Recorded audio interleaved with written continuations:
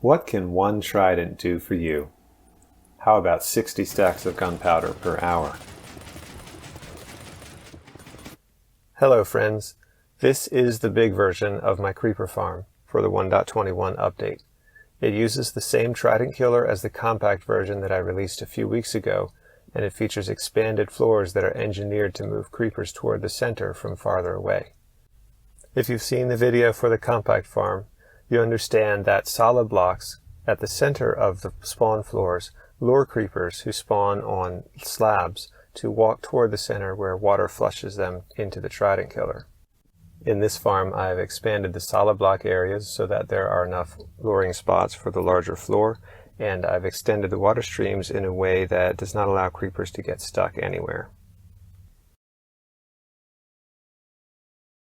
If you're building this farm from scratch, please watch my compact creeper farm video for information about the AFK spot and how to build the trident killer. I'm going to start here with the first floor and just show how to build the floor layout and explain the mechanics that I'm using to make it work along the way. Now the first thing I want to do is make the 6x6 solid block area around the drop chute a different color from the slabs that the rest of the floor will be made out of, so that you can better see where it is. So I'm going to replace this smooth stone here with gold blocks. And then the next step will be to extend diagonals out from each corner. Using gold blocks again to show where our solid blocks are, you're going to put 3 blocks around each corner and just continue that 5 times.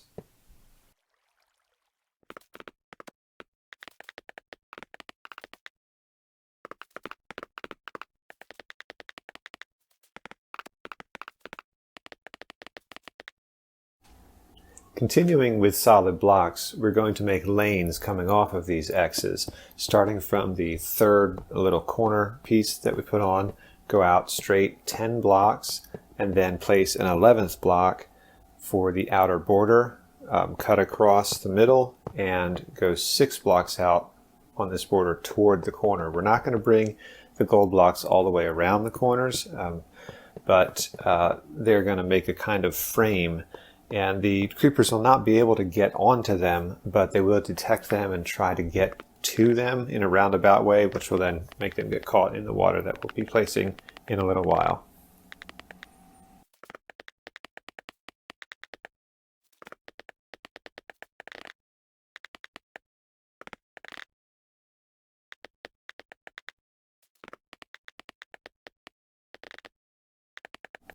With all of the solid block framing in, we can now fill in the slabs.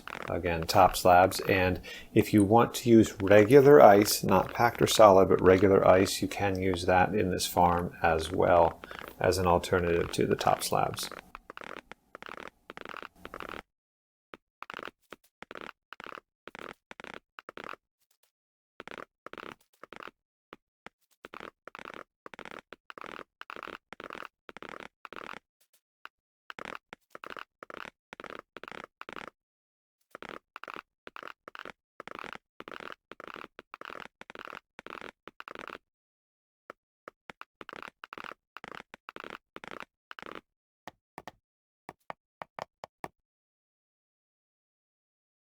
I'm going to place trapdoors on top of the lanes and outer framing. These will prevent creepers from walking onto the solid blocks here from the sides once we have the head height trapdoors in place.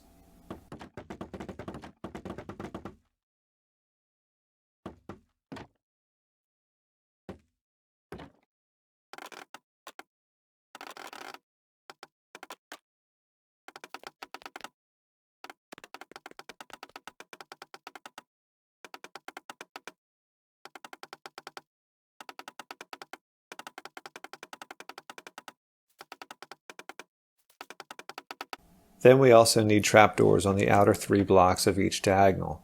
The rest of the diagonals will have buttons on them to allow creepers to walk in and to support water.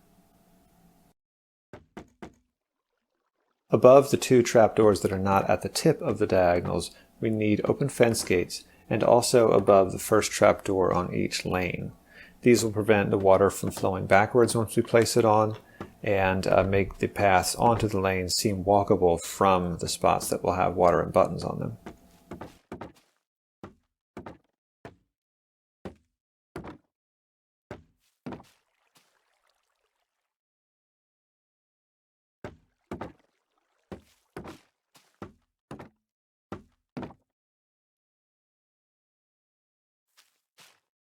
And now we can place down water at the corners of our original 6x6 center.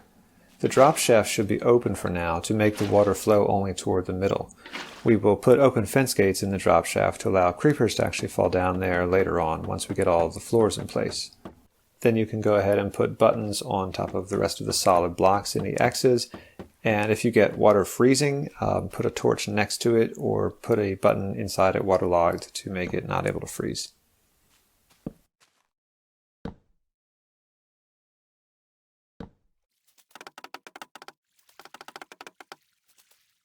And one final step before starting the next floor is to add more luring blocks around the outside of the frame. I'm using mangrove roots here, which serve as solid blocks for pathfinding but are not spawnable.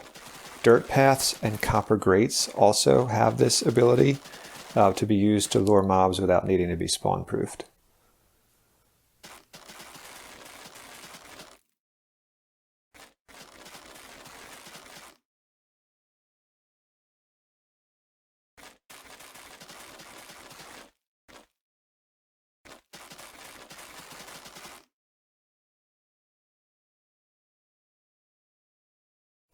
Now I said we're going to start the next floor next, and that is because it'll be easier to put the head height trapdoors that will only allow creepers to spawn in place when there's a ceiling above to place them against. So here we go, and this is where you're going to place the water, and then you can begin placing the trapdoors.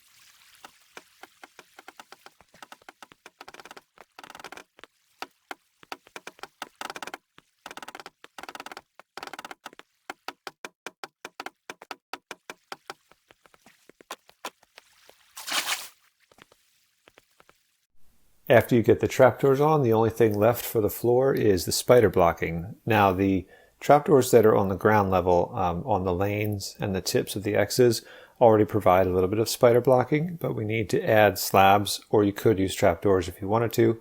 I like to use slabs to keep them differentiated. And you'll add them in the pattern that you see me doing here. Basically, every third block needs a trapdoor, a slab, so that spiders that try to spawn will collide with it and be canceled. And make sure to take out the spawn floor block at the very corner. We're not going to use that one because of how the spider blocking works out.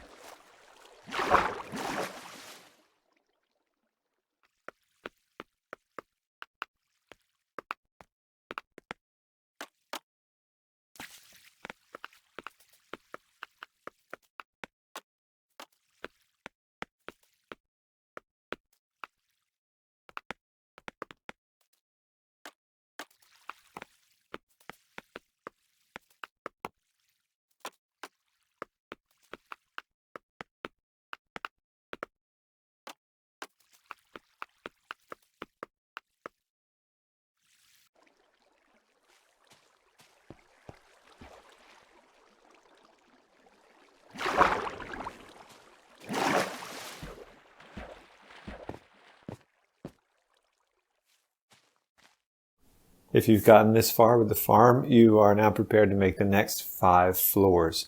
These are going to be exactly the same as the first floor, except that the 6th floor will not have a full roof. And that's because the 7th floor does not fully fit in the simulation distance for spawn sphere.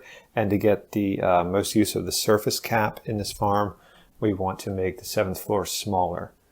So part of the 6th floor trapdoors will need to be placed just open air, and then the 7th floor is going to just come out 1 block past the corners of the X's. So it's going to be the same size roughly as in the compact creeper farm. You can use glass above the trapdoors of the 7th floor if you want to make placing them easier, and you'll definitely want something at the center to keep the creepers from bobbing up out of the water and potentially climbing on top of the trapdoors. With all the floors in place, you need to add a roof to keep the farm dark. Now, the center part of the roof that actually is directly over the spawn floors should be either tinted glass or leaves or ice with buttons on top, regular ice with buttons on top, that is. Those are the 3 ways that you can preserve surface cap spawns while darkening a farm. So I've just used commands to place the tinted glass there since it's just a straight square. And I'm going to then fill out 8 blocks to the side with magma blocks. Now, these can be any block that stops light. So you could use tinted glass for the rest of this roof, or magma like I'm using, or a solid block with like slabs, buttons, or torches on top to prevent spawns. Because unlike the compact creeper farm, you do want to prevent surface spawns up here since we're using the surface cap in the farm. And the corners can be angled. The way you can see I've put in. And I'm just going to fill in this magma, and then we will start cleaning up the water and lights in the farm to make it ready to run.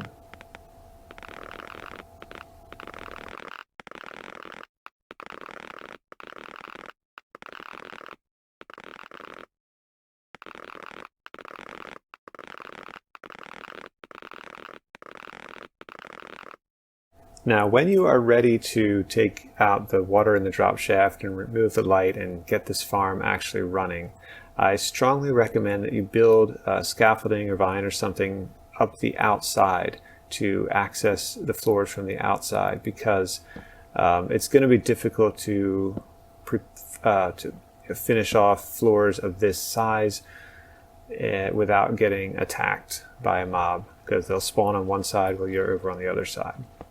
So what I suggest you do is take out the water first from top to bottom. That will prevent it spilling as you clear it out, and then take out the torches from bottom to top to prevent mobs from spawning above you.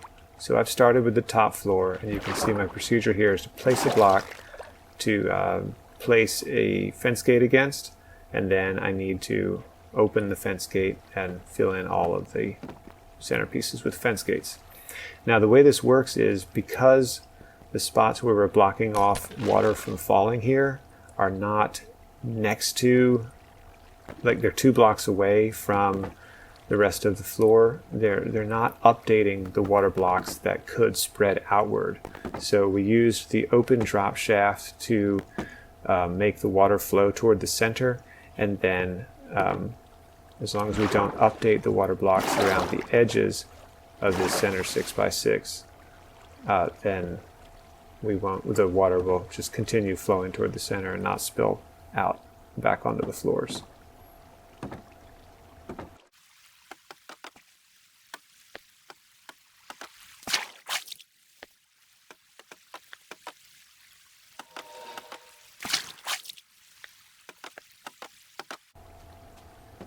Now there, I accidentally placed one farther back, and I'm going to have to fix this water.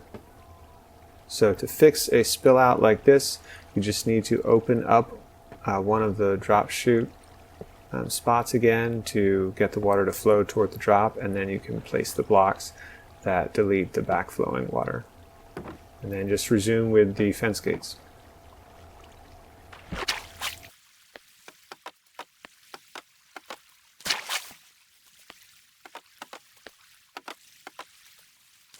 So we're at the bottom. We need to replace the blocks in the trident killer that were taken out in order to get inside. So that was the solid block pushed in by the piston and the observer.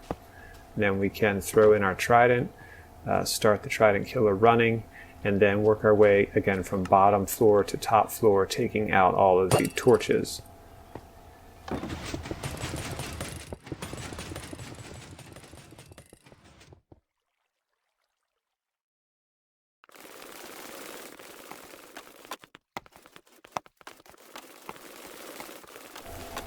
Now, I'm not going to remove all of the torches from every floor on video. I think y'all can figure out how to remove torches. So thanks for watching my tutorial. I hope you enjoy the farm.